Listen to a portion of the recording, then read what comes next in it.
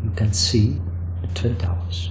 And I'm speaking about more than 20 years ago that I was there. And I looked to the Twin Towers and I saw them crumbling, destroyed, fire. I was so afraid. I felt it in every cell of my body. I made a movement like this, I can't believe it. It touched me enormous. In the evening I phoned to my soulmate and I said, what I've seen is awfully. I cannot understand with my mind. I feel very strong, it will happen. I don't know when, I don't know why, but it will happen. And then something strange happened, because Marijke was driving, she always drives. And it was about 3 o'clock French time, quarter before 9 o'clock in New York. About, if I remember it good. We were driving and I suddenly said, Marijke, can you change a little bit the wireless, the radio? Because I feel very, very strongly there is something happening with a very big impact.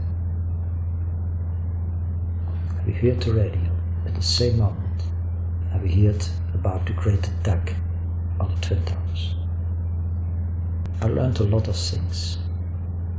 I met a yogi who taught me the secrets of the Bhagavad Gita and gave me a manuscript. He had seen me in a dream before that I should come to India, and I visited also Tibetan monasteries because I feel a very strong relationship with the Tibetan people.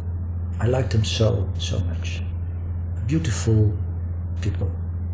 They are honest, open, non-violence, because you know the whole world is full of violence.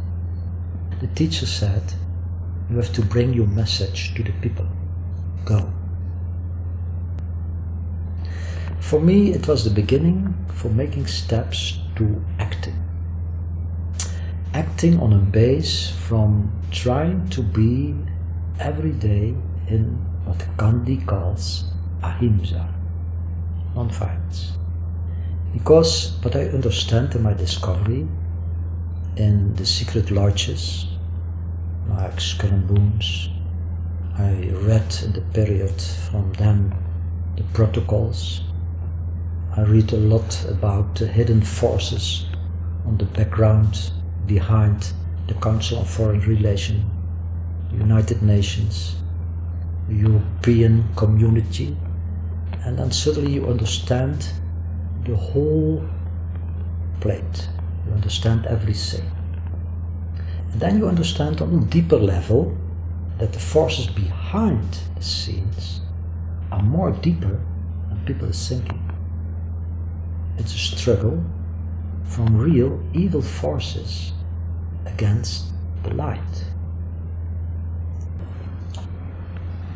So this is Bill Ryan here from Project Avalon, and I have the great privilege of being here with my friend Marcel Messing, and the date is the 13th of March 2010, and many of you watching this video now, Marcel will be an unfamiliar name, and without any further ado, Marcel, because this video is all about you, it's all about your work, it's all about your wisdom, your experience, your perception, and your message. and I invite you to say hello to thousands of people here. Tell us what it is that you'd like this opportunity to say to all the people who are waking up around the world right now. I learned very young, when I was a young boy, that the world is not what I felt in my heart. I felt very strong a relationship between human beings, animals, trees, plants, the planet. And as a young boy, I looked to the stars.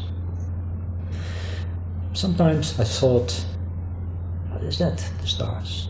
Perhaps we are coming from the stars. It was very young in my soul, that the planet is not everything. There is more between heaven and hell, like Shakespeare said, and we can see.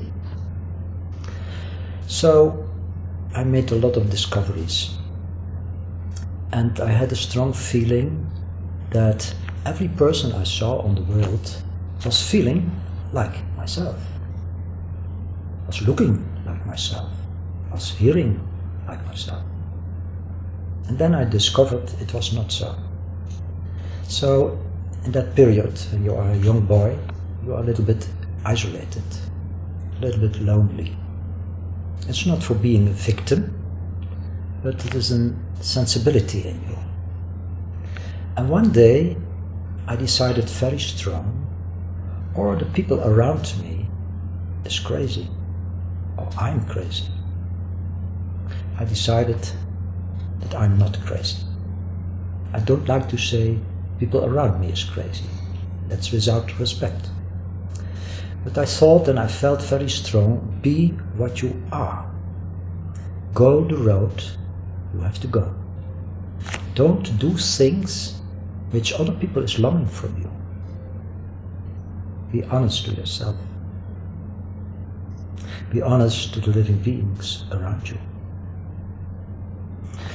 So my journey started very, very young.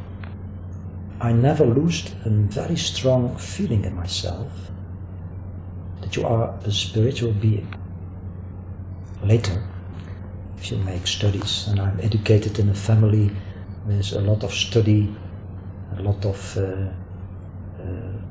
interesting things for knowing, but I realized very strong, the most important is not knowledge for your head, but knowledge for your heart. So when I walked into nature and I looked to the birds, I heard the whispering of the trees, and I saw the sky and the stars. I had very young, a very strong feeling, everything is one. We are one. After the time you are going to grow up and you made studies, later you are going to the university. It was allowed that I studied anthropology and philosophy and comparative religion. You realize that you take these studies for knowing more with your heart, for comprehending more who you are, what you are. Of course, I heard from evolution theory. And in my profession as an anthropologist, I'm educated also, for instance, with the theory of Charles Darwin. But I had such a lot of doubt. I read other books. Very young I made studies from Uspensky and Gurdjieff, Krishnamurti, Ramakrishna, Ramana Maharshi, later Balsakar. I made studies from the Veda, the old wisdom of India, the Advaita Vedanta, the non-duality. I visited teachers in the Zen tradition and Buddhism. I made voyage to India, met a lot of very, very good people. So at the university I realized you are learning here things which are very interesting, but it doesn't touch my heart. And I stand still to the word university. You know, on the university you have a lot of faculties, specialists. And I discovered that a specialist is someone who knows a lot of things from less. He is specialized. He has lost oneness. So, in science, I discovered you cannot find the truth. There's even a sort of mind control, what you have to learn. For this moment, I discovered, for instance, that the theory of Darwin is plenty of lies. It's not allowed to say it at university, because you cannot take your degree if you say that. But later I decided I'm going to study Darwin, all the things which has appeared. I learned that human being is not a material body or a brain. We are totally conscious, really conscious. It was a very long journey for discovering that. And then suddenly, after some experience in your own life, which is sometimes difficult to speak about it, now our time is more open, you can speak about it, I realized what I felt as a little boy, that oneness is our base. It's the base of everything. We are one, and we are oneness.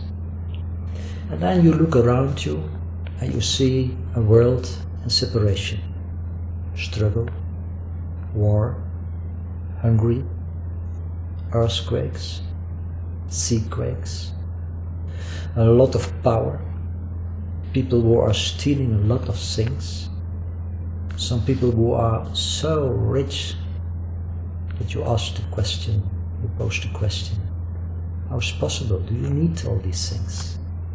I was in a conflict. And my search began. What is evil?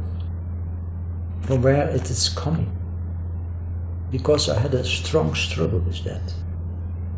I couldn't understand. And I thought, I want to know the root of evil.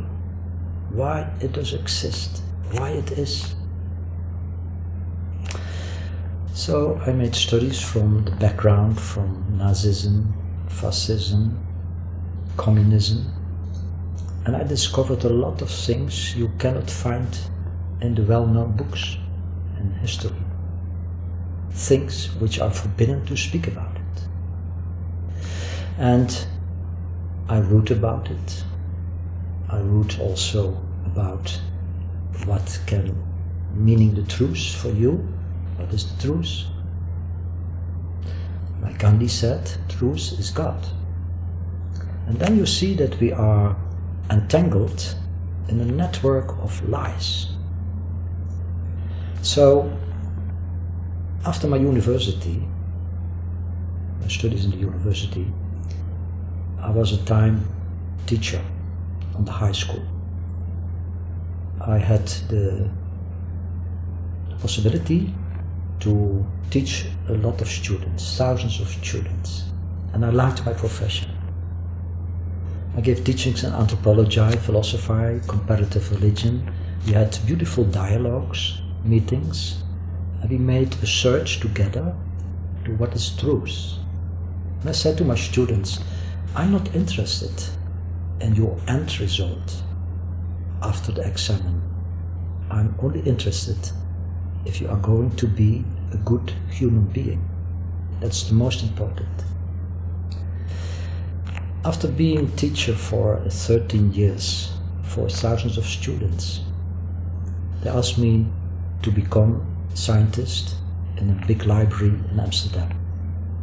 The library is named Bibliotheca Philosophica Hermetica. There you can find back all the old knowledge from alchemical tradition, which is coming from the Arabian world. You can find the information about the great mystics from the East and the West, like Mr. Eckhart or Jacob Böhme, or from Sufism, Halai, Tabriz, Rumi. And I could immediately recognize it because as a young boy, I made studies from all these religions, spirituality, because it was very strong in my heart. I would know what is the truth. So, if I came in the library in Amsterdam, I had the possibility to make the studies about the ancient knowledge, which I had done years before. I was seeking, speaking with wise people, making voyage to several countries. And we met in India, even in the forest, some beautiful teachers, not well known, because often if you are not well known, you can be a very good teacher. It's simply. So we met someone in the forest. It was like an energy of love, an energy of light. He told me things, and I learned a lot of things. I met a yogi who taught me the secrets of the Bhagavad Gita and gave me a manuscript. He had seen me in a dream before that I should come to India and that we had a deep meeting. So, for instance, in that country, in my journey, in my discovery, I learned a lot of the treasures of India. And I visited also Tibetan monasteries, because I feel a very strong relationship with the Tibetan people.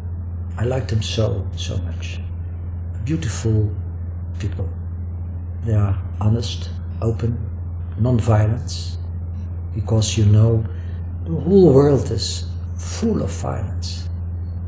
Big problem in me, that you like to act with the opinion, never use violence. And then you see a lot of violence around you. And then I met Rinpoches, beautiful teachers, precious teachers, that's the name Rinpoche. And they taught us. They taught a lot of things which you can realize in your own consciousness. I talked with people who were tortured, and what they said touched my heart completely. That they could bring the torture to a higher level than their personality. That they do it for compassion for the whole world. So we could make some projects in India. We could build some buildings for helping the people. And on my journey there, I learned a lot of things. I learned what are mantras, what is Mani Padme Hum, that it is not only a word, but a vibration, a force. I learned what is Om, that it is also a force, and that you have to be in correspondence of the universe. If you want to speak about the Om, the word, you can find back also in the Gospel of John. In the beginning is the word. So that means a force of vibration, which is bringing harmony, which is harmony, the base of the universe. So my journey was not only theory, it was also praxis. And if I came years later in the library in Amsterdam, then I was continuing the journey. Life gave me a lot of chances, a lot of possibilities. And I felt very strong, what I heard also in the forest in India. The teacher said, you have to bring your message to the people. Go. When we were in the plane, after leaving India, he died. And I realized very, very strong what he has sowed in my heart. Tell the people the truth and use stories for comprehending, for making it easier to understand. After 4 years being in the library in Amsterdam, something very strange happened. I had contact with a lot of people in Europe, also in the United States, and they asked me to go to New York for a Grail manuscript from Du Bourgon. My colleague and me, we went to New York, and after looking and seeing and studying the manuscript from the Grail from Du Bourgon, The Grail is a very important symbol in the Western culture, like you can see in Chrétien du Troyes, or the history of Wolfgang von Eschenbach. And the third manuscript was du Bourron, the Grail manuscript. After talking about the manuscript, I went to the Empire State Building. I don't like these things. I feel me very strong a stranger in the technological cities. It's not my world. I like the forests, the mountains, the trees. I speak a little bit the language of the birds. I speak with the animals. I feel a very strong contact with them. So if I am in a big city with high towers, I feel immediately that's not in the measure of human being. I prefer the oaks, the trees, the birds, the crying of the eagle, and the language of the deers. So I was high in the tower of Empire State Building, and I looked, and in the view you can see the Twin Towers. And I'm speaking about more than 20 years ago that I was there. And I looked to the Twin Towers, and I saw them crumbling, destroyed, fire. I was so afraid. I felt it in every cell of my body. I made a movement like this, I can't believe it. It touched me enormous. In the evening I phoned to my soulmate and I said, what I've seen is awfully. I cannot understand with my mind. I feel very strong, it will happen. I don't know when, I don't know why, but it will happen. After that, it went out of my system of consciousness. And after the 4.5 years working in the library, in the Gnostic tradition, where you can really understand the beautiful manuscript from the Divina Commedia from Dante, the original, the manuscript, with the designs of Botticelli, where you can make studies in the real Grail manuscripts. Even that famous writers came to our library, like Eco, for writing his book on the rose, because all the manuscripts are there. And suddenly I had a strong feeling, it's very bizarre, from also loneliness. You have everything around you, all the knowledge. Is that what you have to do? In that period I gave a lot of lessons, teaching, really for thousands of people. I made voyages to Poland, and some of my books are published. And I taught in Warsaw, in Gdańsk, and other places. And we had wonderful meetings there. I went to other countries for talking about the essence of life. That we are here on this planet for doing what the Eastern people is saying, our dharma, our inner duty. Every person on this earth is having a dharma, a task. And if you forget this task, then it is a lost life. It's very pity then. So I felt very strong that what I taught was good. It was good. It was in the flow, it was in the stream. But that knowledge is having also a frontier. And after about 15 years teaching, I had a strong feeling I've now to go to a place in silence. Don't speak too much. Meditation, contemplation, walking, being in the forest. The mountains greetings with the namaste. Speaking with the serpents. They have also a language. Speaking with the eagle. It was a wonderful period. We lived about 11 years, Marijke, my soulmate, and me, in the mountains. But in my background was always the problem of evil. Every time it came back. In the mountains we made studies from the Bhagavad Gita. I had received a wonderful manuscript from a real yogi. Every day we started the day with a meditation, with a book from the history of spirituality, sometimes from the Avesta, the wisdom of Persia, or something from the Veda, the wisdom of India, sometimes from mysticism, Meister Eckhart, Sufism, Rumi, Halai, other important Sufi masters.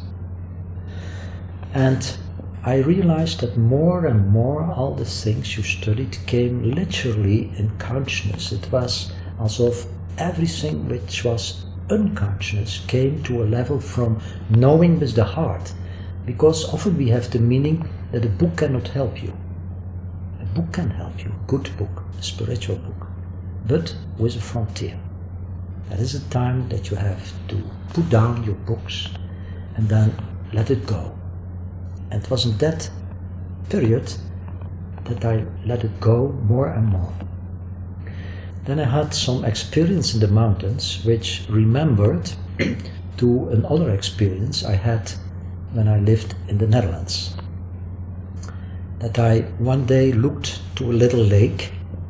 I was sitting and I only looked to a flower on the lake.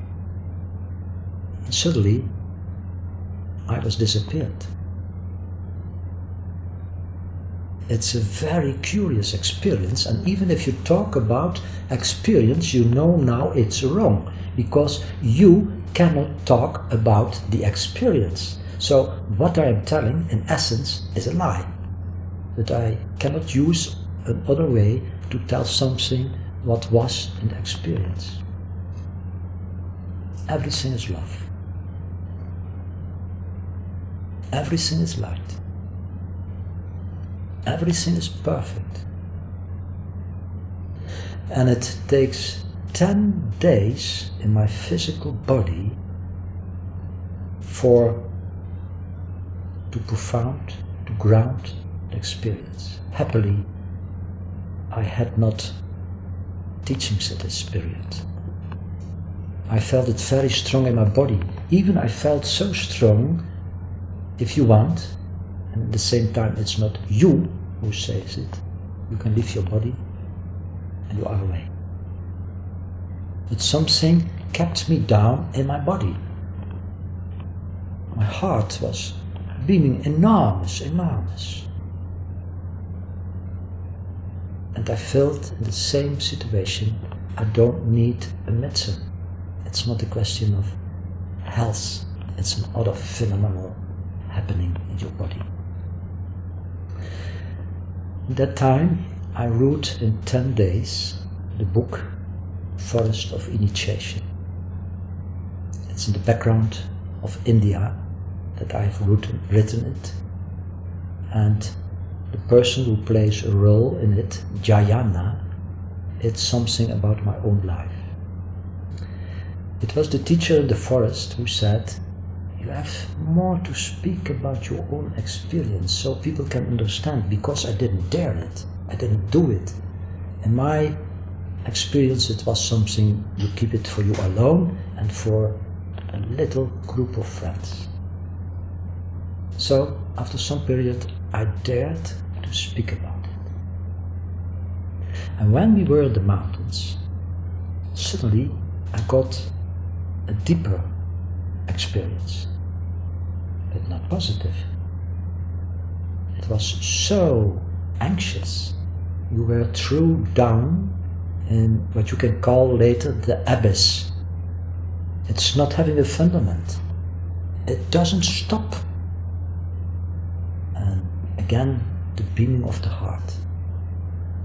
It was happening in the night, especially in the night. I stand up and I went to walk outside the forest for moving. And after that, it became a rest in my body.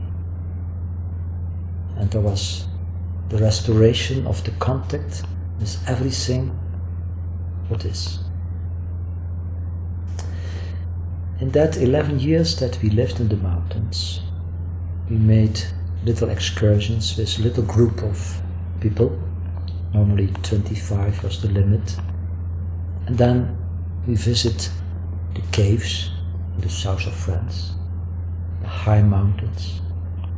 And for instance, with a little group, we went to the top of a mountain, and then I asked the people, please be in silence. If you go upstairs, try to say nothing. It takes a lot of energy, and it's better to hear what nature is telling to you. On the top of the mountain, I often tried to teach, not in the sense that it was prepared. So let it happen. It was a beautiful time that we were in circles sitting on the top of mountains. We listened to all the voices of the nature, because nature is speaking every day. Because we are so noisy, we lose every contact with the voices of nature. If you really listen to a tree, you hear his voice. If you really listen to the whispering of the leaves from a tree, you hear a message. It's not so strange that in the past people had oracles which were based on the leaves in the trees, because they could hear the language from the wind, like the Indian people say. The Indians often say, you Western people, you have lost everything because your cities are so noisy. You don't hear the voices of our streams. You cannot live in a city in which is no silence. So, 11 years we made little excursions. We visit grottos, caves.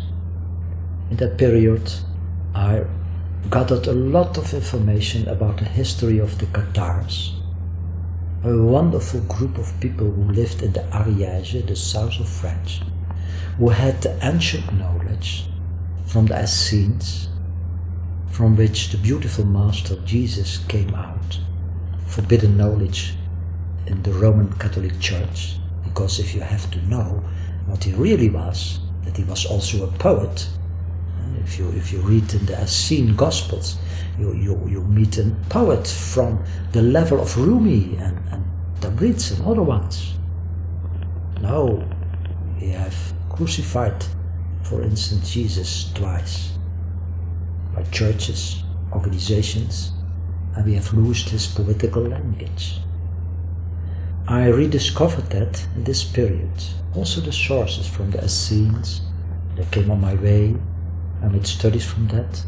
I saw the sharp and deep, profound relationship with the Cathares.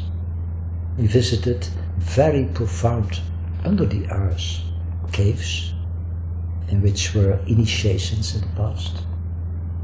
And I gathered a lot of information, spoke with people who had the living word from the history, so they say it from mouth to ear. And then suddenly, after the period of 11 years living there, I felt very strong. You have to go back to the Netherlands, to Belgium, for teaching more openly. Because it was also a little bit a flight to go to the mountains, but a beautiful flight. I took silence for myself. I took contemplation for myself. After such heavy years, it was necessary. But then I felt very strongly, I have to go back. Okay, we took the decision. We had an offer of a house in Belgium. We bought the house. And then we made an appointment with the movement from the house. You have to take a little take. What's the word in English? We say the removal company. The removal company. Okay. So we had made an appointment with the removal company, and I remember it very, very, very strong, that he takes his agenda and we asked, is it possible to move 9, 10 September, or 13 or 14 or 15? No, he said in French, que le 11 septembre, only 9/11. So I was not thinking about it. The day before, I looked at the stars. And exactly 9/11, we moved. And then something strange happened, because Marijke was driving, she always drives. And it was about 3 o'clock French time, quarter before 9 o'clock in New York, about, if I remember it good. We were driving and I suddenly said, Marijke, can you change a little bit the wireless, the radio? Because I feel very, very strongly there is something happening with a very big impact. We heard the radio at the same moment, and we heard about the great attack on the Twin Towers. And I was completely diffused. Marijke said, you are so pale. And I knew, with the remembrance from New York, the Twin Towers. This is the point of a great revolution on the whole Earth, on the whole planet, even in our solar system. I had not the sources, I had not the information, but I had already the appointment of my first lectures with the title, The Big Revolution on Our Planet. And if I can take the risk of interrupting this beautiful introduction that you're giving to your life and your work and your philosophy, that revolution was also a personal revolution for yourself, wasn't it? Because it sort of made the connection between yourself as a student of spiritual matters, to the fact that your dharma was to take action on planet Earth with your feet on the ground. Is that correct? Would that be a fair summary? Absolutely correct. Because in the past, I was more a person who contemplate, meditate, gave a lot of teachings in the absolutely consciousness that you yourself have to learn also every day. You must not make yourself bigger than you are. So you are a student and you teach. But I felt very strong after my journey, after my search to the cause of evil, that it was evil. I had the absolutely consciousness, this is manipulated. This is manipulated. What we see on the television some days later, and they repeat it and repeat it and repeat it and repeat it. Why they repeat it? For put it down in your consciousness that you are anxious. It was the start of the war of terror. The war on terror I described in one of my books, Will We Awake? I never would have written a book like that if I didn't realize it's not a political war. It seems a political war, because there were a lot of signs. The first terrorism, the first collapse of economical factors. But we don't realize that all we see outside is the projection of the inside, of consciousness, which is not totally awake. So then I suddenly understand what are the forces behind the scene. That's very strange. My first reaction was not angry, but compassion. I cannot say that it was every day. Sometimes I was not in harmony, that I thought, how people can do this? It's so cruel, so gruesome. And you know more than most people is looking on the television and what the press is writing. It was also a second discovering that the media are manipulated enormous. And they know it. They know. They don't tell the truth. For me, it was the beginning for making steps to acting. Acting on a base from trying to be every day in what Gandhi calls ahimsa, non-violence. Because what I understand in my discovery in the secret lodges, like Skull and Bones, I read in the period from then the protocols. I read a lot about the hidden forces on the background behind the Council on Foreign Relations, United Nations, the European Community, and then suddenly you understand the whole plate. You understand everything. And then you understand on a deeper level that the forces behind the scenes are more deeper than people are thinking. It's a struggle from real evil forces against the light. You can find it in every tradition. If you take the Quran, you find something more about the devil. The devil is nothing more than the evil. Devil is the evil. You can find information in the Persian information, spirituality sources. Zoroaster has informed us about Ahriman, the force of evil, against Ormuzd, the force of light. You can find it in the sutras of the Buddha, when he talks about Mara, the bad spirit, which is a big force in the universe even. Of course, I had made studies also from the fallen angels, from Lucifer. And most people are thinking that's only a story. And churches are learning there were fallen angels. In that period I made studies from the clay tablets, in English translation. From the book of Enoch, that means in Hebraic language, the initiated one. Because he was not dying in the normal way. He was taken away from the earth in a way that you could say it seems like a spacecraft was taken him away.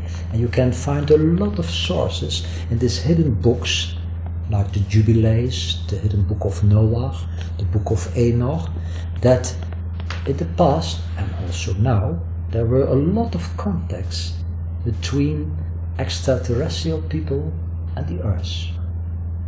By the way, I feel very strongly that perhaps this year or next year the disclosure will be completely, that everyone is going to know what is the hidden history of the real extraterrestrial.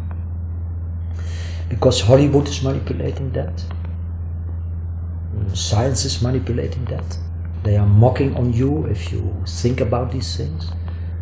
But for me it was very clear that our history is also manipulated and enclosed by a lot of lies, which goes back to the history of the so-called fallen angels. For instance, if you take the book Enoch, you find back that in groups of 50 persons they landed on the mountain Harmon. You can find it also back in the Dead Sea Scrolls, the fallen angels. They are described as big, great people, sometimes giants, Nephilim in the Hebraic language, or Bene Elohim, the sons of the gods. They were here on earth. Even in Genesis you can find some texts. Church has manipulated that, put it out. You can find some sentences that in this time the giants were on earth and they interbreeded human being, the women's. So in my search to the evil, what's the background, why we don't know, I found very strong that our planet Earth is manipulated since thousands of years through people of another planet, and you can find it back in the mythology from every culture of the history of the Luciferians. If the history is saying that Lucifer tries to put higher his throne than the one, then the original text is speaking about his Merkaba, his light body, his radiation.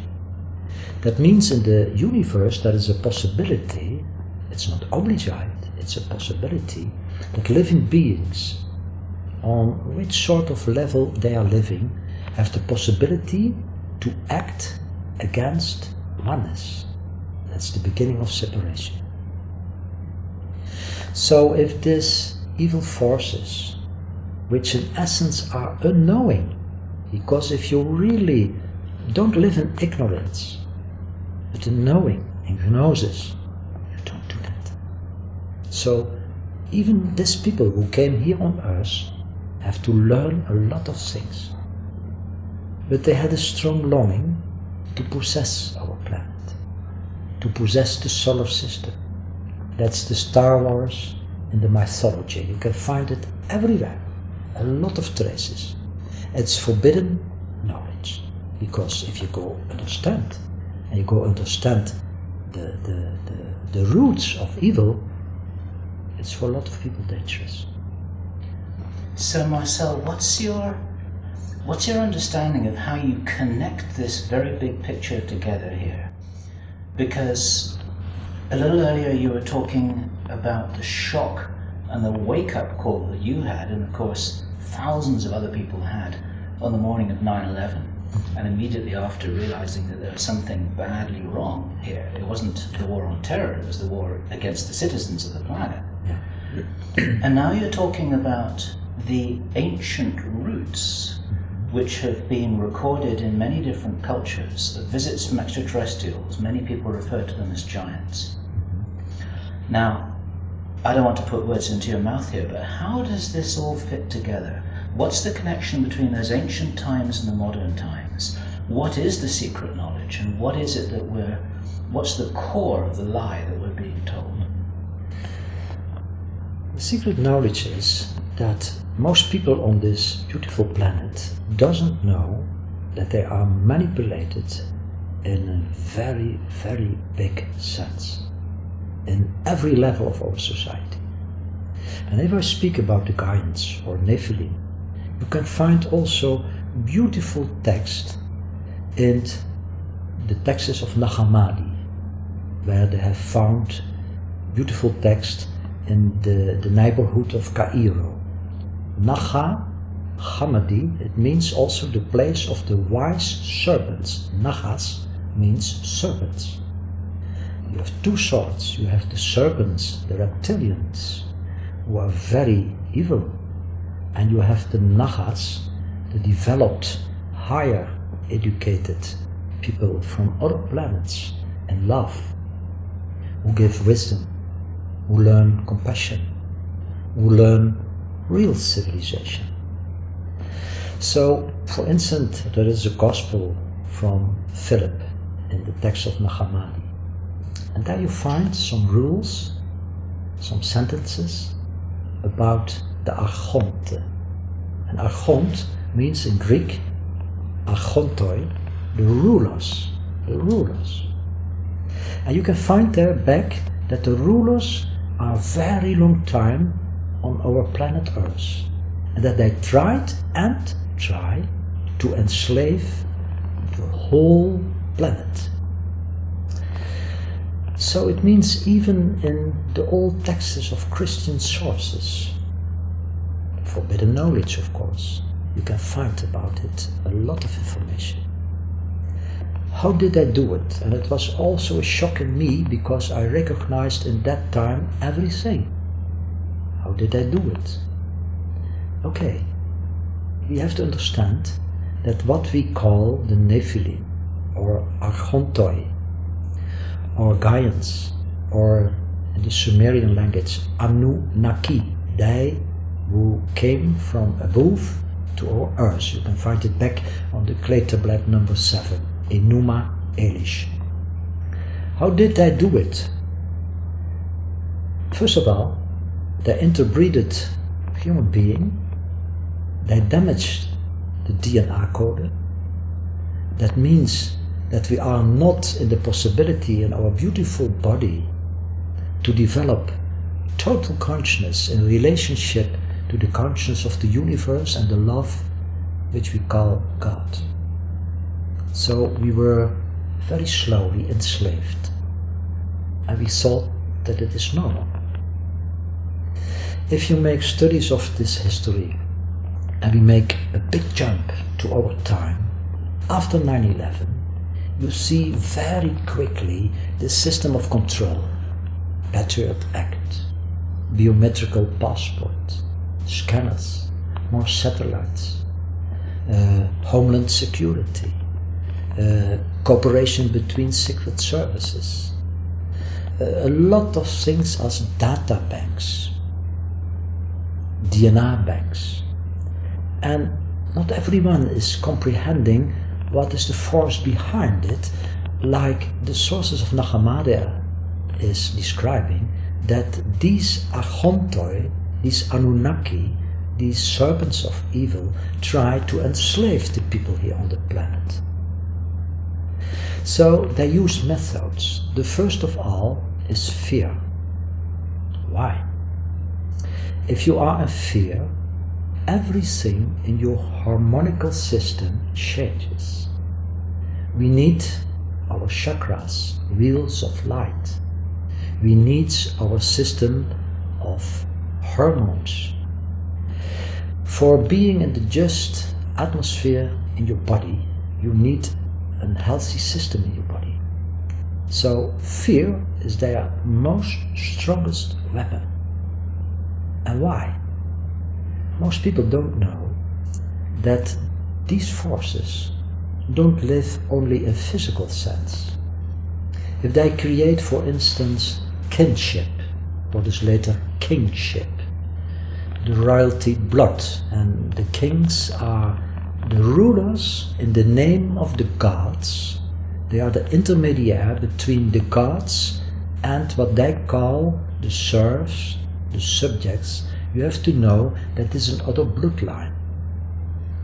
If you're really a good king or queen, like the Emperor Ashoka in India, a famous emperor who had first killed a lot of people, and after that he realized, when he read the sources of Buddhism, what he has done. After that he threw away everything which was not human. He protected the animals, he protected the trees, he wanted peace in his country.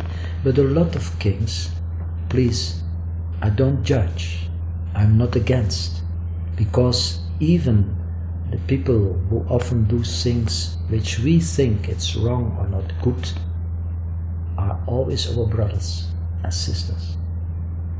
You never know what we have done in lives before. We are not always holy persons.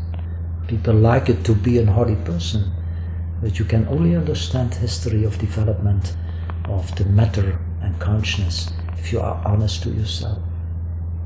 So they use the fear because in the invisible level they are also living what you can call the astral level. If one of them dies, they have methods, magical methods, ritual methods, that they arrive what the Tibetan people is calling an bardo, a special for them. They only can keep their power here on this planet.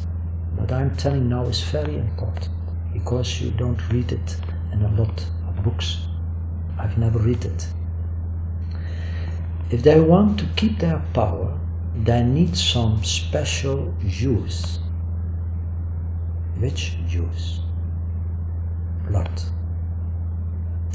If you read the book of Goethe, Faust, then there is a passage in Goethe's Faust that Faust has to sign a contract with the evil. And then he takes his feather and he wants to sign. Then the evil says, no, don't sign with your feather. You have to sign with blood. Why? Goethe was an initiated person. If Goethe is saying, auf Deutsch, Blut ist ein ganz besonderes Saft. That means in English, blood is a special juice. There is some force in it with these gods, which are not in love, need for keeping alive their subtle bodies.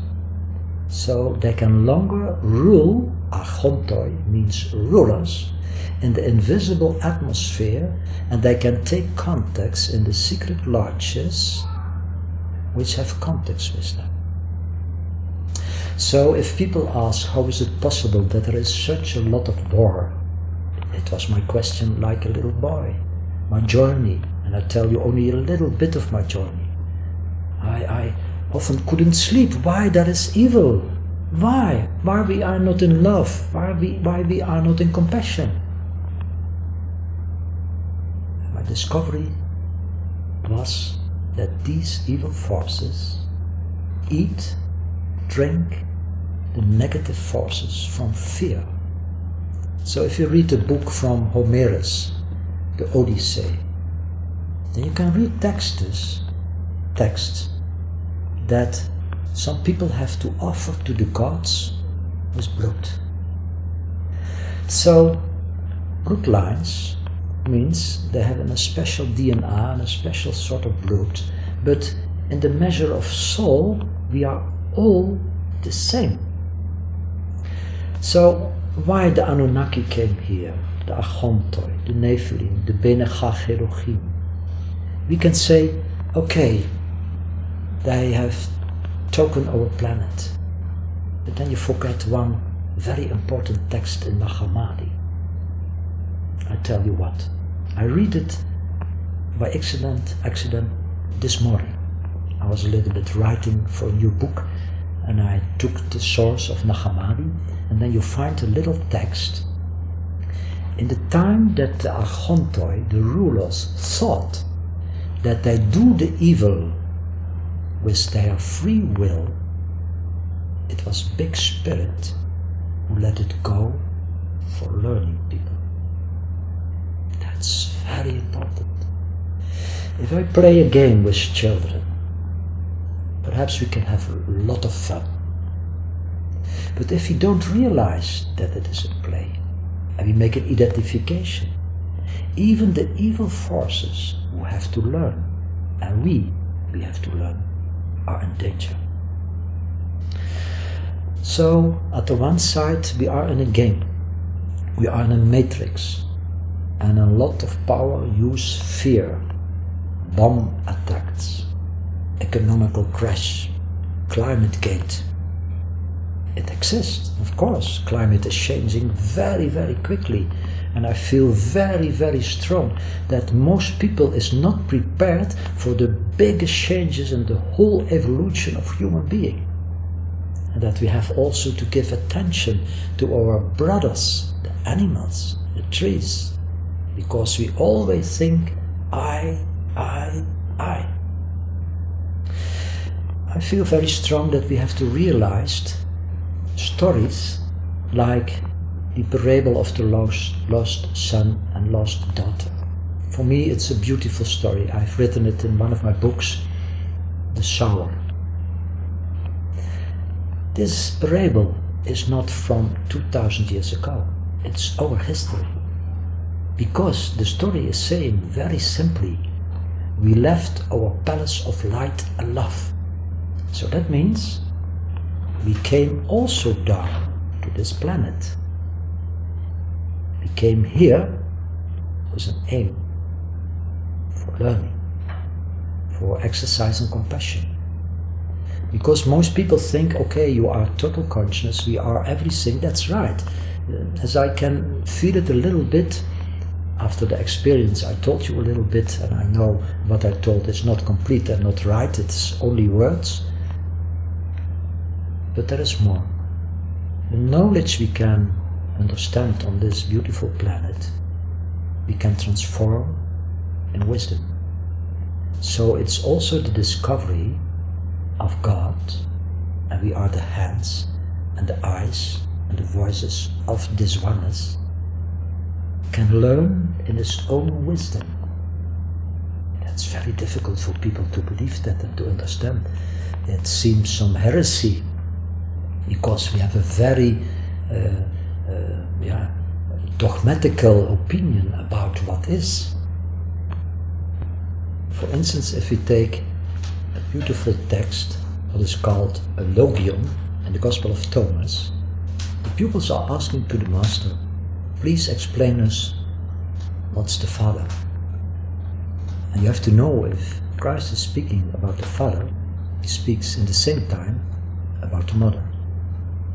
And then he says, the Father-Mother is rest and movement, silence and word. So, if the universe is in material form, that's moving. That means matter. But the essence in matter, everywhere, without any exception, is always consciousness. So what we see is the body. What we are is consciousness. And in this beautiful creation, we can make the experience, what is exactly separation? What does it mean? So if the parable of the lost son and the lost daughter is saying that we left our light palace, and Christ is saying we are light, you are light in light, and you can find it in every tradition of spirituality, everywhere, then it means that if we descend to this planet, and we are a spiritual being, we are not descending from an ape. Persons who like to tell it, okay, take the conclusion for yourself, but not for me. If you want to believe that you are the descendant of an ape, it's for you, not for me. We are a spiritual being, and we got closest of matter. In the parable it means you lost your light body. That's what the Tibetan people calls rainbow or diamantical body, or the Egyptian tradition Merkaba. And when you came on this earth, you started with eating other food, heavy food. The parable is speaking about swine food. That means no vitamin, no living food, dead food. And it changes everything in your body, in your consciousness. So this little parable is saying you lose not only your possibility of the light body, you are heavier and heavier in matter. So if the Anunnaki forces understand this also, and they like to take us in slavery, they develop, with their money, systems for staying in matter, like nihilism, like Nietzscheism. The philosophy of Nietzsche is pure atheism and materialism, or communism, or absurdism. That means they play the game that we don't wake up. They know exactly how they can create philosophies, theories, like the protocols is saying. We let them believe in Darwinism and Nietzsche and communism. But if you are really in your consciousness, you know that's a big lie. If the story, the parable is saying you lost your treasure, that means in the Eastern tradition you lose your cities, your spiritual possibilities. We have internet, we have GSM, UMTS, satellites. But we have lost the possibility that we can see with the third eye through matter. So we trust our technical evolution, and they like it. They give you everything. They give you internet, they give you a GSM, they give you satellites, they give you technology, nanotechnology. It's not bad. It's not bad or good. And at this time we have to use it perhaps also. But if you use it, do it in a conscious way. Because at this moment, for instance, you can reach a lot of people if you use internet in a good way. But use it in total consciousness. It's a temporal instrument. So the story says that time is coming that the lost son and daughter will awake. You can find the same story in the Eastern tradition. I told it to you this afternoon that I found this morning a beautiful story in the tradition of the Mandeus. The Mandeus is a group like the Essenes. And they speak about Mandachahai. And Mandachahai means God, inner knowledge, gnosis. And there you find the story that the prince leaves the Palace of Light, that he comes in matter, that he visits Egypt and other countries, that he changes his food, and he forgot his destiny, and he didn't remember what was your first question. What are you? Who are you? He was so profound in matter that he forget the question which the Father Mother has said. Okay, we take a time your light body. You can read it in this beautiful story. You take your light body. You go with a matter body and other subtle bodies, but you lose a little time your light body. For you have to be very profound in matter, in the situation of separation. You lose everything. It's memory. What is the father, mother, the king and the queen in the palace doing? They sent an eagle, and in the back of the eagle is a letter. Of course, the eagle is big spirit. The letter, they are the messengers. A lot of messages, plenty of love are coming every time to our planet. The Buddhas, the Krishnas, Christ, the Mohammeds, other teachers. They come here for learning us in a system which is good at that time, but later you have to grow up and coming beyond every system of religion. Because, remember, you are a spiritual being, not a member of a group, not a Catholic, not a Hindu, not a Buddhist, not an Islamist. You are free, spiritual being. So the letter says, in the back of the eagle, please come home. Please come home. It's enough. It's enough. And then the story tells how the prince is coming awake. And then he received again his light body. And then he comes home, and the other brother, like the parable of the lost son, that is his real archetype, his real consciousness, is in total peace. What was the discovery?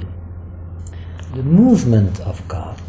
So we have rest and movement, silence and word. The movement of God, in which is total consciousness, is a little time separated and doesn't know what he is, but always there are signals in the beautiful universe to wake up, to call up. Please, wake up. I told you also this afternoon a little story I like very much from the Maya tradition. It's very popular at this moment, 2012. I think a lot of things they are telling are completely right. But people don't always understand what they really are saying. Because a lot of people are thinking 2012, that's the end of everything. No, that's wrong. The big changes, so biggest, and there are coming a lot of them. Please don't stand in fear. You have to comprehend. Because the other forces try to bring fear. We have to comprehend that it is a normal cycle. And the Mayas, for instance, are learning that there is a strong energy coming now to the Earth from the Pleiades. And we know, with the scientific sources, that is the photon belt. That's an energy so tremendous strong. You can even in the night, if you are on your bed and you are in total rest, you can feel this strong energy enormous in your body.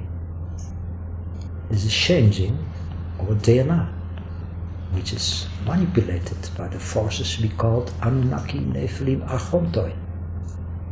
This light, which is coming exactly when an old period has finished, and we are now in the passage of Pisces, the fish period to Aquarian period. That's about 26,000 years, and a lot of gates on the Earth, in the solar system, are going open. And they know it, the evil forces. They know that a lot of gates are going open now, and they know that 2012 is the point of changing, that we are in a total other constellation from our solar system to the heart, Hunapka, say the Mayan people, of our Milky Way. It's a changement enormous. I feel it very strong also in my body that every day more and more, every week more and more, the Earth has started the big changes. Earthquakes more and more, extreme weather patterns, sometimes manipulated by the evil forces. But the most important is that in this period we have to cooperate. We have not to be in fear. Because the evil forces are learning us also something. That if we are going in separation, then we are slaves. If we are going to cooperate, if we are going in our strengths, in our spiritual strengths, that we can have compassion because they are also our brothers and sisters, that we can have forgiveness, that we even can try to be in love. How difficult it is, because sometimes very gruesome things are happening, very gruesome. They are offering every day so much of blood and wars and children and animals. For instance, if religions are killing animals for their gods, they don't know that there doesn't exist any God in the universe who likes that you kill, that you slaughter an animal for giving him blood. But there are Anunnaki forces who like the blood of animals. So all the great teachers learned, don't kill animals. And they did it for two reasons. They have a right on their lives. And the second, they only said in a secret group who could understand, it's food, drinking for these forces. So the young boy who made the search, wherefore there is evil, discovered that it is a possibility in universe, in the play of forces, and that evil only can exist if people is not awake. If people is in ignorance, if people don't know how invisible atmospheres are working in our material atmospheres. And if we understand that, then understand we also what the Maya people is saying, that 2012, that's the year of the return of Quetzalcoatl, that is their serpent god, who is having feathers. Some people are thinking, oh, that's an Anunnaki god, a reptilian. Perhaps. I think it's something else. In the alchemistical studies you can find a snake who bites in his own tail. And it means that we are not living in a linear time from the past, now and the future. That's what modern science has learned us. But we are in a sort of matrix and a recycling system, a box, and every time if 4 great periods has finished, what the Hindu people calls yugas, and on a bigger level kalpas. You can find it in the Babylonian science from Berossos when he speaks about the big period of the universe. If it is finished, and now in our time it is nearly finished, that means a big period from 26,000 years and bigger has been finished. We are in the passage of Iron Time, the time of evil, the time of not knowing who and what you are, the time of slaughtering, the time of murdering, the time of loneliness, the time that there is not a good relationship between woman and man, the time that young people are becoming gangs or don't know what they have to do on our planet. There are sometimes so beautiful people here. I don't speak about the indigo children, which have a special task, but also the other young people. They want to do something, but they don't know, they cannot do it, and then they form, for instance, gangs. It's described in the old knowledge in India, what they call the Purana, the knowing of the ancient wise. So if we understand what the alchemical knowledge is meaning by the Ouroboros, it means things are repeating each other, not in the same measure. There's always some changement, not in the way like the President of America is telling that. Variables.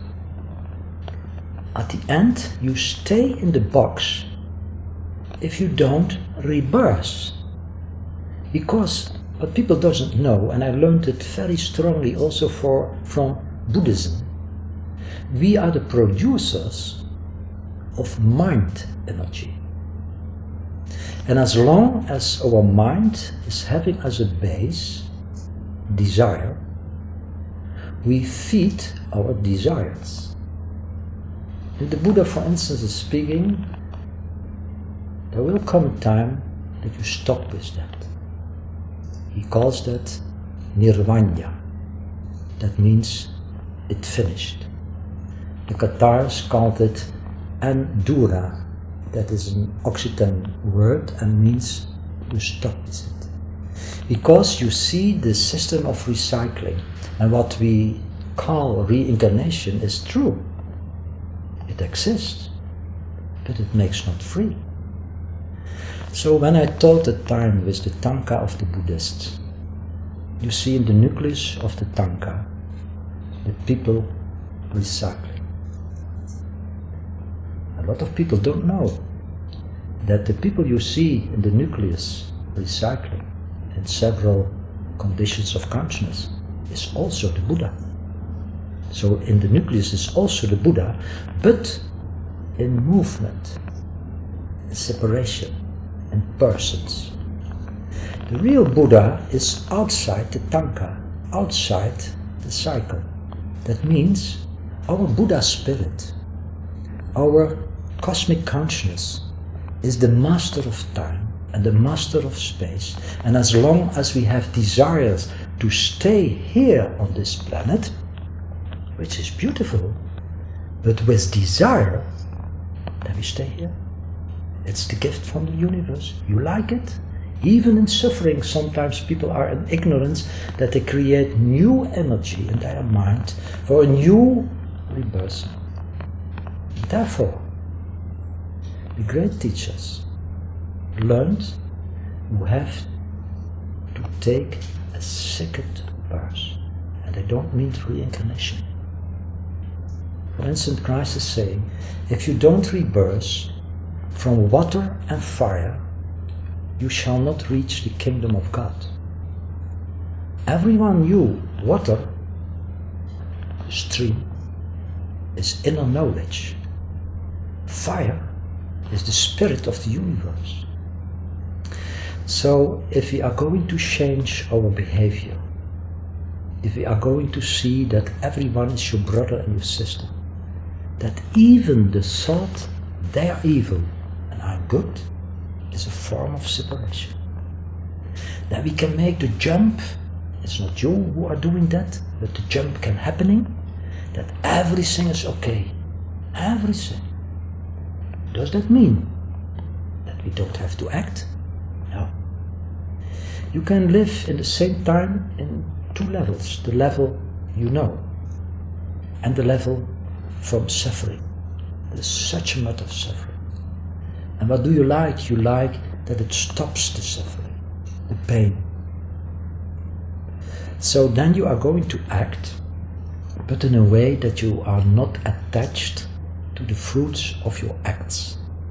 You try that you are a vehicle, that the great energy, the spirit of fire, is working through you. You are, in real essence, a persona.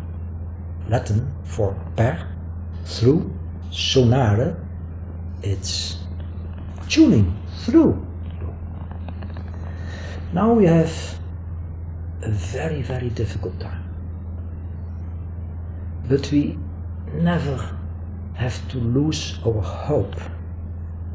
I can understand that some people lose their hope, because the pioneers which are here on our planet Earth have to do a tough job. Sometimes some of them are very tired, I can understand it. People don't know what they are doing, they are really heroes, not in personal sentence. But never, I say, lose your hope, because at the bottom of the box of Pandora is always the hope. And the return of the serpent with the feathers means that the new cycle will start with consciousness, who you are, what you are. And then we can make the step that it is really eternal in our consciousness. We can come out of the box. We see the matrix, we see the forces, we see what are the Anunnaki, the Nephilim, the Achontoi, and even we understand the beautiful text from the Nag Hammadi source. They think that they are the doers. That's tremendous. No. The spirit of love, let it go for giving a very, very profound lesson. Now, I hope I'm clear in telling it, I don't know. No? Okay. This is wonderful. Let me ask you a little bit about hope, because as we both know, in President Obama's pre-election propaganda, the word hope was very much used and abused as a way to sort of control people. There was always going to be something tomorrow. It was never defined. It was never described. It was always, well, you know, okay, we're sorry we don't have any money. We're sorry that you've just lost your house, but there's hope there somewhere. And it kind of kept people on the hook. It was actually used as a control mechanism. Now, that's not what you mean, no, is it? No. You mean something profoundly different. Profound, yes. And what I'd love you to talk to in this conclusion of this, in this conclusion of this video, is the revolution that you described, which you experienced personally following the events of 9/11, and the reasons for optimism, the waking up that you have witnessed, the very factors that are changing the planet, that are influencing these dramatic times that we're in the middle of here, are also waking people up. They're slapping people around the face, and it's a call to action for all the people who are here for a purpose. And many of those will be watching this video, watching many others as well. They're hungry to learn, they're hungry for information, they're hungry for a direction. They want to know what to do, and they want to know how to be. Is there a way that you can connect all this together in a way that gives people reason to believe that this game is not over? I'll try. First of all, I'm glad that you interrupted by the theme of hope. Once I was very strongly touched by Krishnamurti. I had met him once, it was enough. And I remember in one of his books he says, you have to lose all your hope, because hope is future. Why he did it? For the reason you explained. That's the false reason. That's what religions are doing. That's what presidents are promising. They say, we are going to change everything. You have not to lose your hope. That's not what I mean. What I mean is that the base of universe, in my experience, is really truth, love, light, immortality, no beginning, no end. So if I use the word hope, I mean you cannot change the base of the universe. Even the Anunnaki, who means that they can change it, they can never change it. They can change situation a little bit, but they also are suffering. A lot of people is thinking that these milliardaires, now we have a new milliardaire in Mexico, Mr. Slim, and then you had Buffett and Bill Gates. This is all children play. To become a milliardaire is not realizing that you are an inner millionaire in spiritual sense. So you lose your soul. So what can we do when the world is now in such a dramatical situation? And I mean it with all my heart, with all my possibility for explaining it. We are in a very dangerous situation now, because the forces behind have a strong agenda. If we respond this agenda, because we are knowing more and more how it is functioning, with aggression, or being angry, or without respect, we do the same. So we have to use the force and the possibilities we never used on our planet, because it was manipulated, it was forbidden, it was used and abused in songs, in literature, and people use it like I don't know what, but the word love is not a word, it's a force.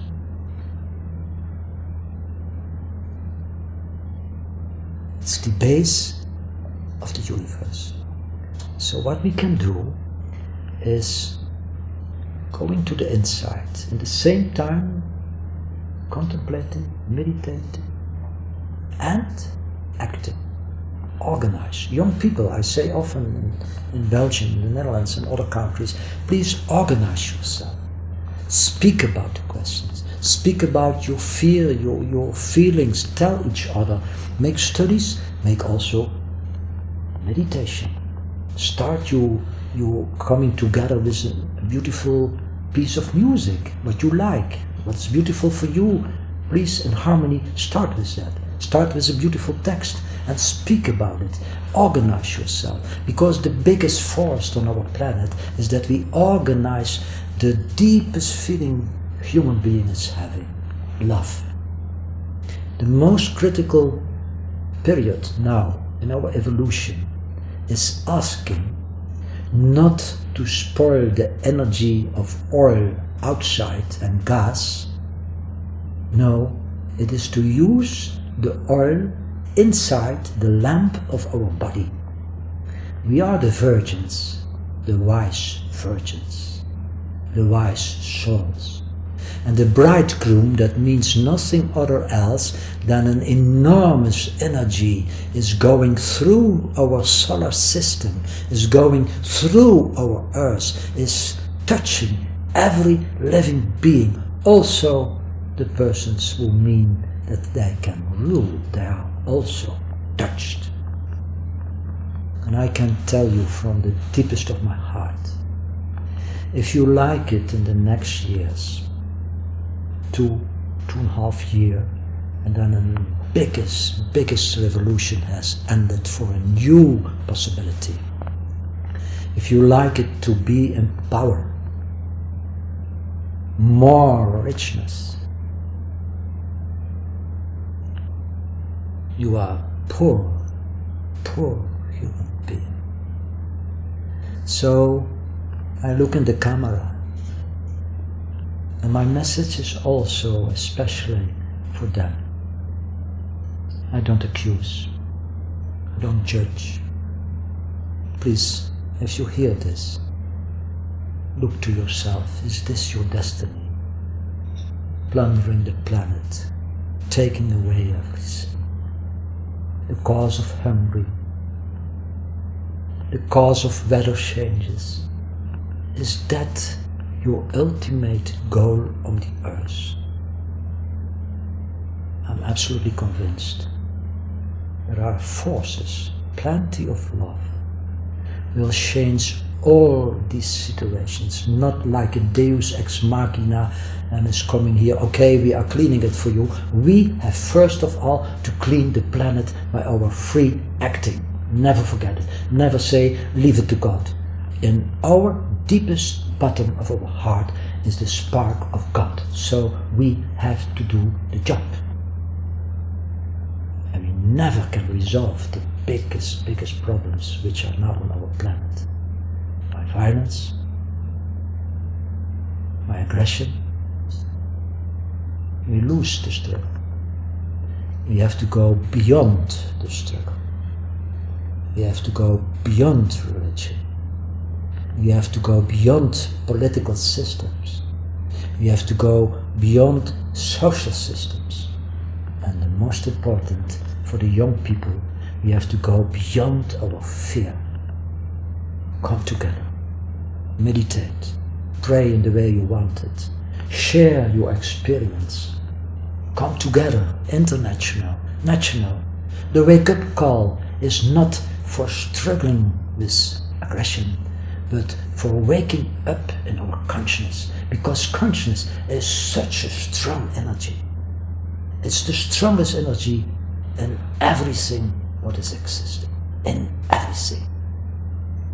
So, back to the hope, because it is the base of life, not in the sentence from tomorrow it's coming your happiness. No, happiness is just now possible if we are going to awake. We are not separated bodies. We are not descendants of the ape. We are not persons catched up in matter. All these crazy theories, if you are really having a little bit intelligence, you throw it away. You are dead. Dead in the sentence of T-H-A-T, that means in Sanskrit language, you are consciousness, totally, in love, in light. So at the end of our journey, and we are coming now in a situation of a certain end, all the factors of karmic patterns are coming together very quickly. In our individual life, in our family life, in our countries. You see it on the level of the leaders of the politics. How many leaders are really servants of the people? If you lead the people, you have to serve, like the word minister means servant. Everything, I feel it so strongly, will change the coming 2.5 years, that please, everyone who hears this, take the chance to change. Even the persons who think, I can grasp the planet, you even cannot grasp your body. You are not your body. You cannot keep your life. You are a particle, a beautiful particle in the wholeness body which we call universe, and through which is going every moment, day and night, in every cycle, the force of consciousness. So, what can we do? Go back to what we are. That was your first question.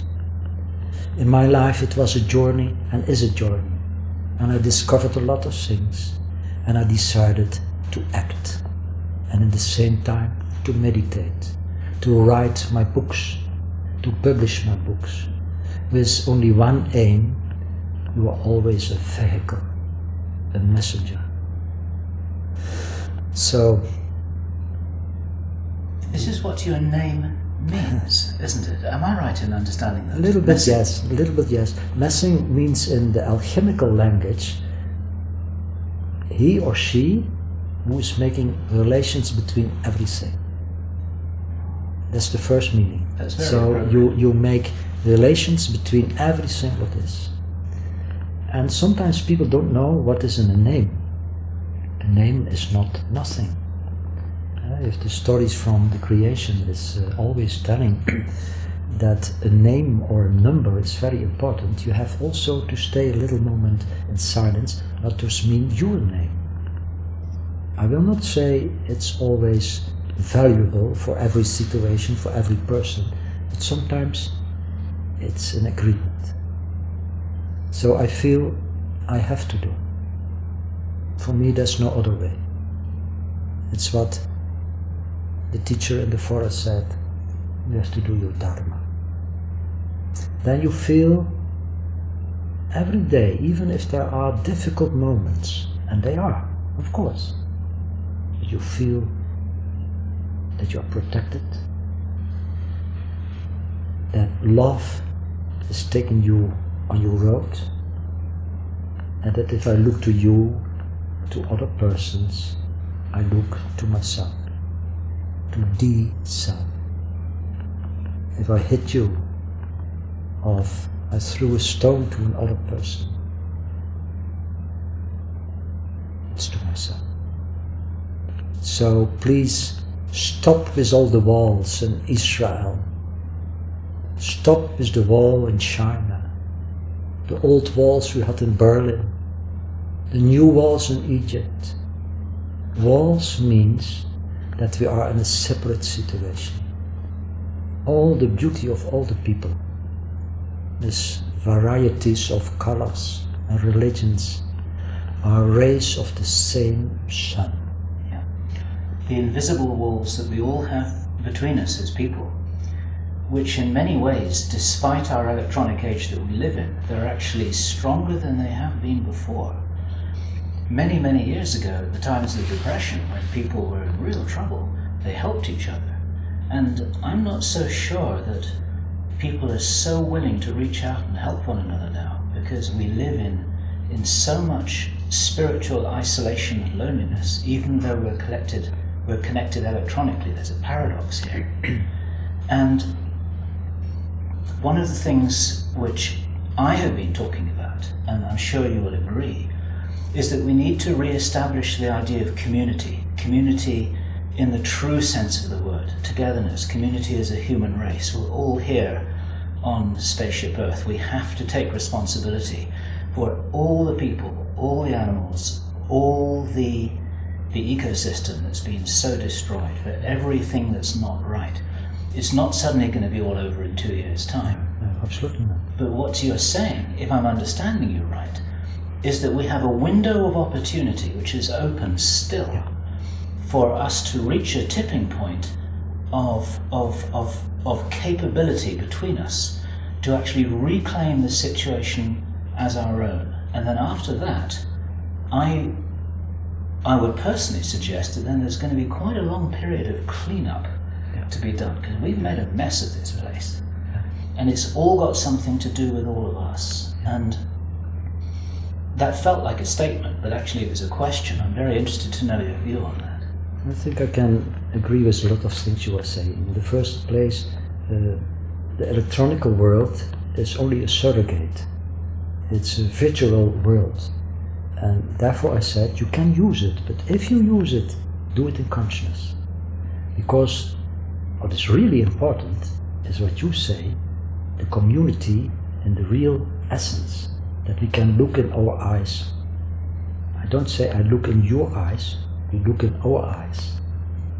So the cage from the electronical revolution is also having a bad effect on our body, on our subtle bodies.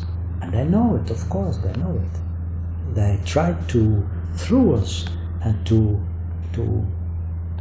take us in the cage. You can only change that by being in the consciousness. I've not the idea that everyone is going to change in the next months and next years. That's impossible.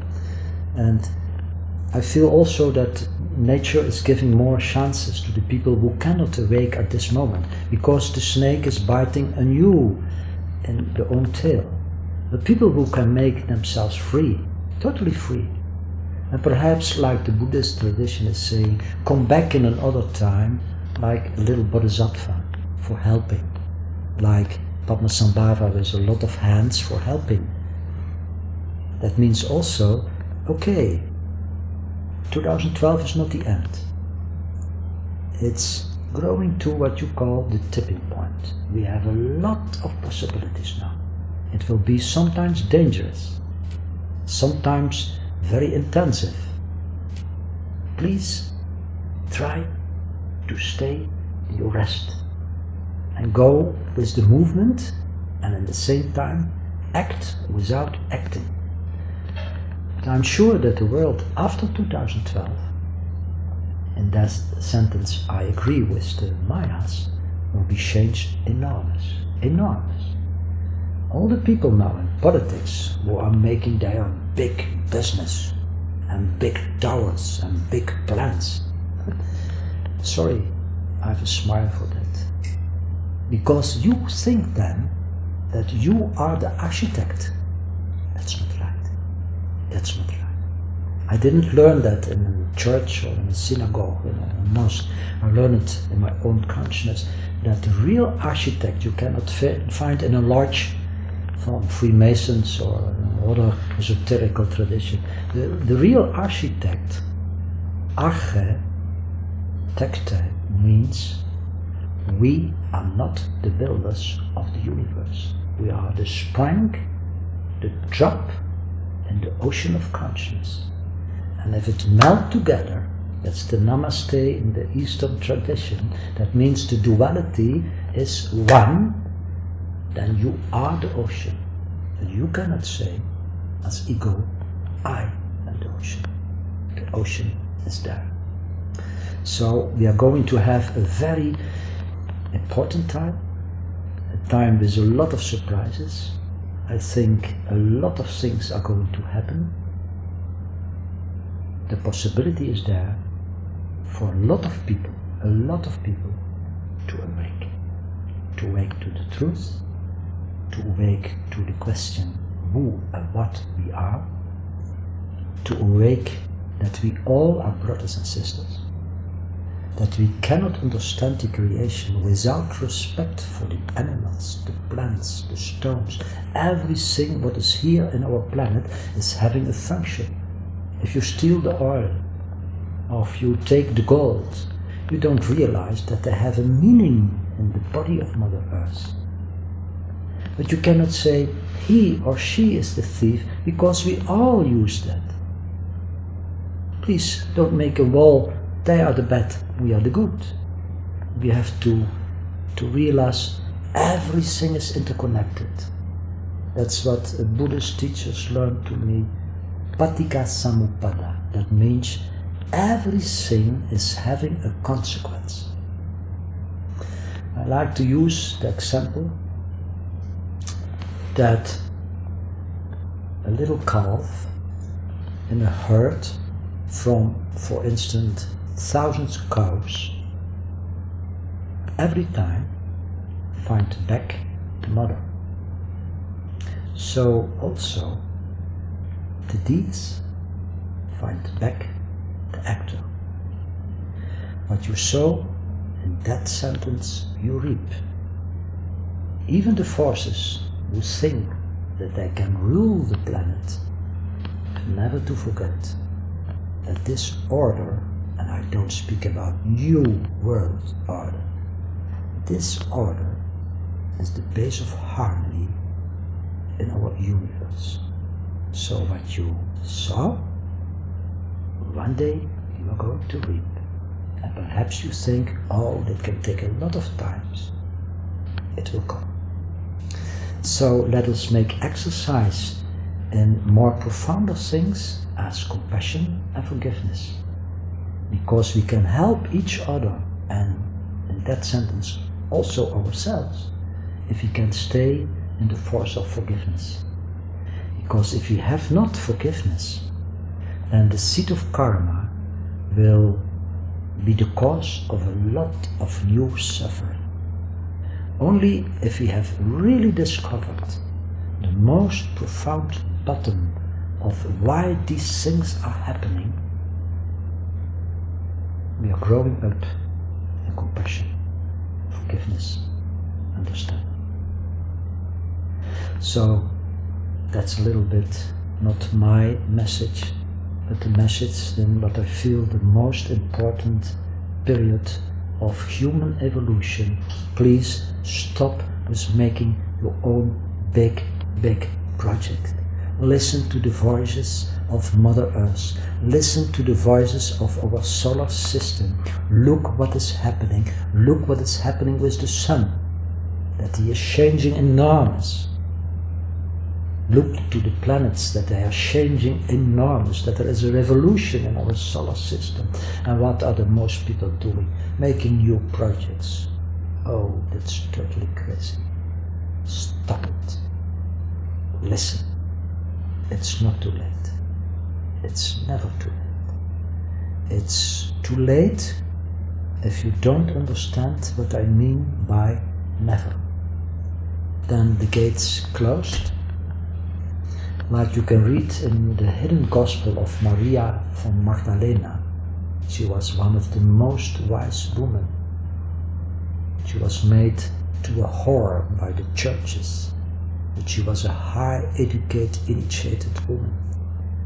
And in one of the scriptures from her, the Pistis Sophia, you find a beautiful text.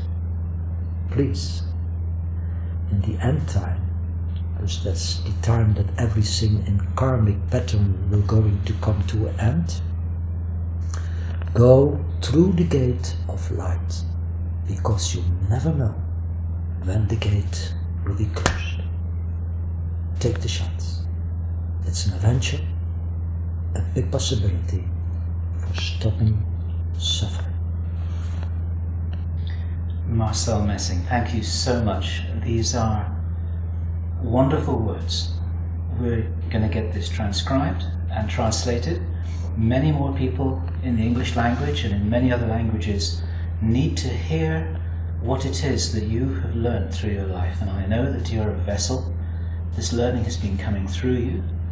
You're a spokesperson for the truth, and you stand in that function with thousands of other people who are all communicating as much as they can the truth that they feel they are understanding. This is becoming clearer to us all every day. And thank you so much for your part in that. You're playing a very, very important role. I only can say thank you, my brother.